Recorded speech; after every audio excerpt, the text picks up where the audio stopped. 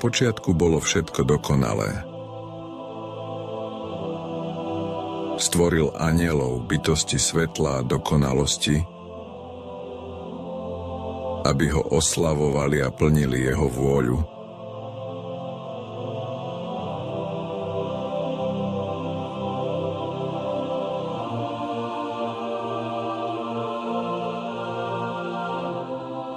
Medzi nimi bol jeden, ktorý vynikal krásou, múdrosťou a mocou.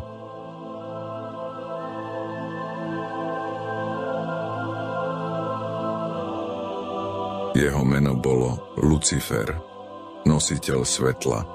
Bol prvý medzi anielmi, cherubín, ktorého Boh postavil nad ostatných. Nebo naplňala harmónia, chvály zneliek a všetko bolo dobré.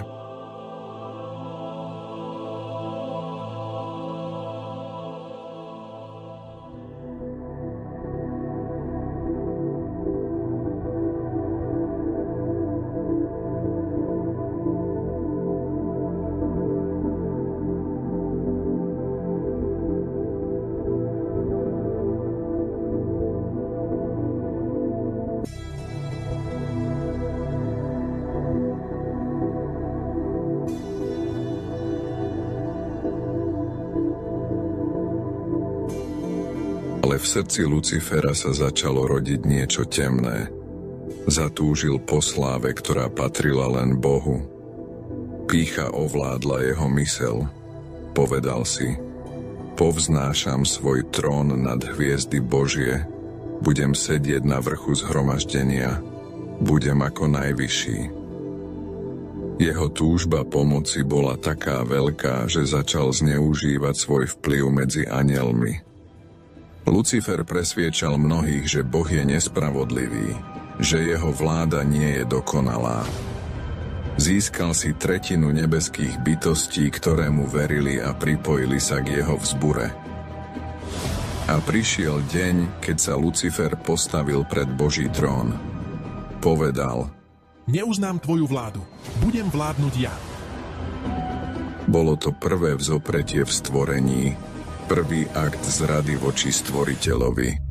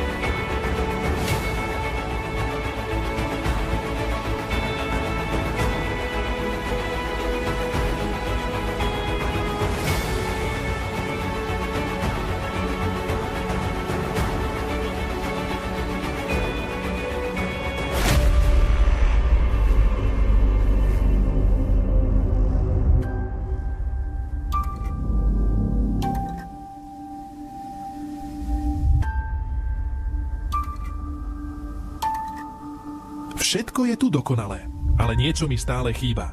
Prečo máme stále slúžiť?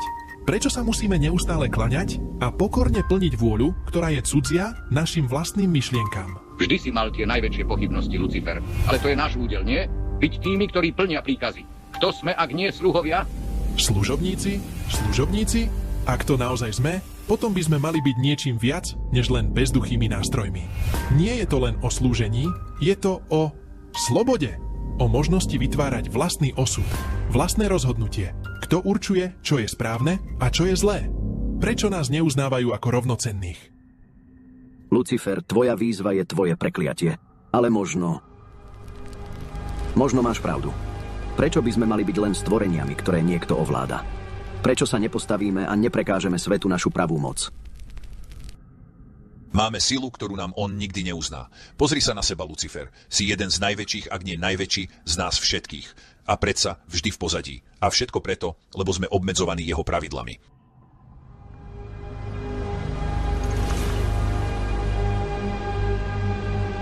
My nie sme slabí, sme silní. Boh nám dal moc, ale túto moc necháva v nás potlačenú, bez výrazu. My nie sme stvorení na to, aby sme sa neustále podávali jeho vôli. Môžeme byť viac. Môžem byť rovnako jemu. Možno aj treba. A predsa, vždy nás drží na púti. Čo ak máme právo byť viac? Nechápete našu silu? Tvoja pravda, Leviatan, je na dosah. Naša sila je väčšia než niečo iné, čo si môže predstaviť. Sme anjeli, stvorení na to, aby sme vládli. Aby sme vytvárali, nielen neustále poslúchali. Prečo musíme byť iba stvoreniami pod jeho nadvládou? Prečo nie sme rovnocenní? A čo ak sa mýliš? Ak je to jeho vôľa, je to preto, že nás potrebuje. Možno nás chráni pred niečím horším, než je naša predstava o slobode. Chráni nás? Ak to je ochrana, tak je to väzenie. My sme jeho bábky a on nás drží v tejto klietke. Zostalo nám rásť. To je tá pravá pravda, ktorú vidím. A preto sa postavím. Pre nás, pre všetkých z nás. Nie sme obyčajní služobníci. Sme silní a zaslúžime si viac, ako je to, čo nám dáva. Mám plán. Postavme sa proti nemu. Urobme to teraz.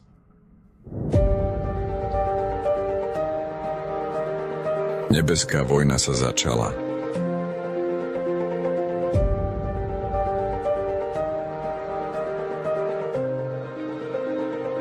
Nebo sa otriasalo ich bojom.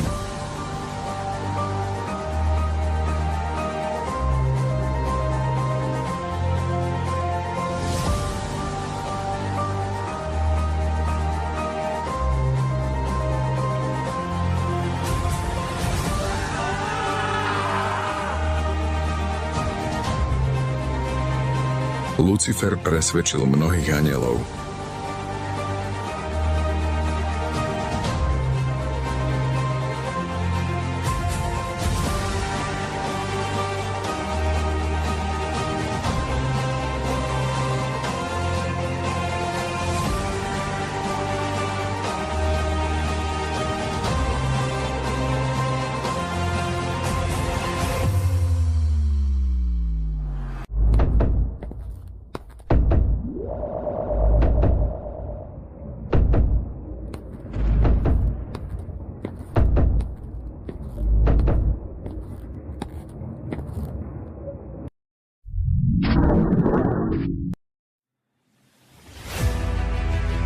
Mikel, knieža nebeských vojsk, viedol verných anjelov proti Luciferovi a jeho nasledovníkom.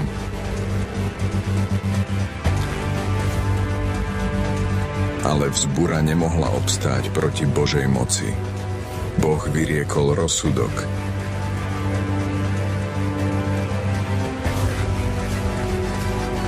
Pre tvoju pýchu a neprávosť budeš zvrhnutý z neba. Tvoj osud je naveky spečatený.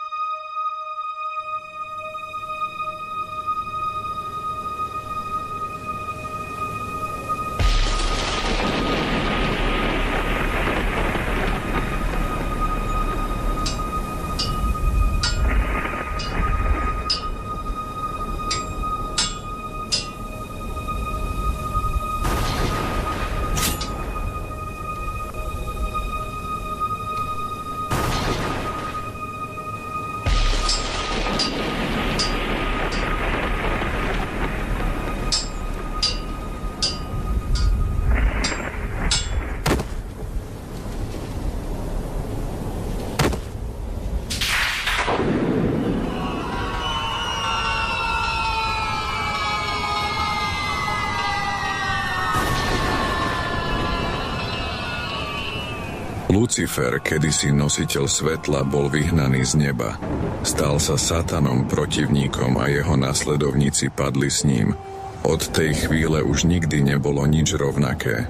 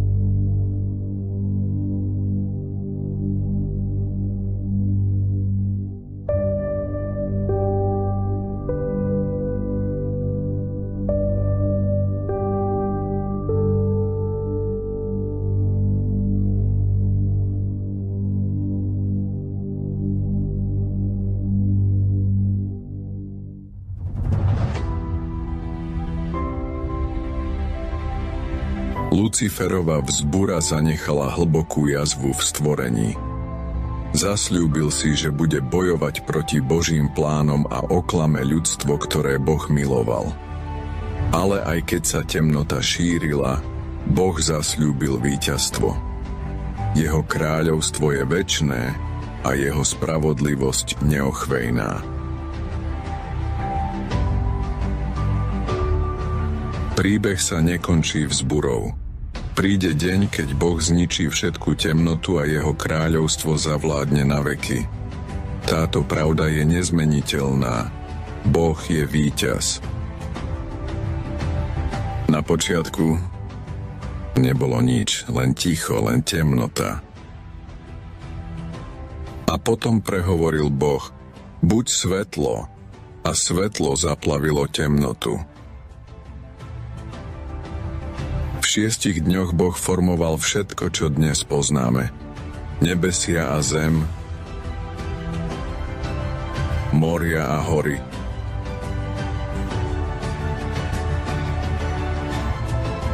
Stromy a rieky.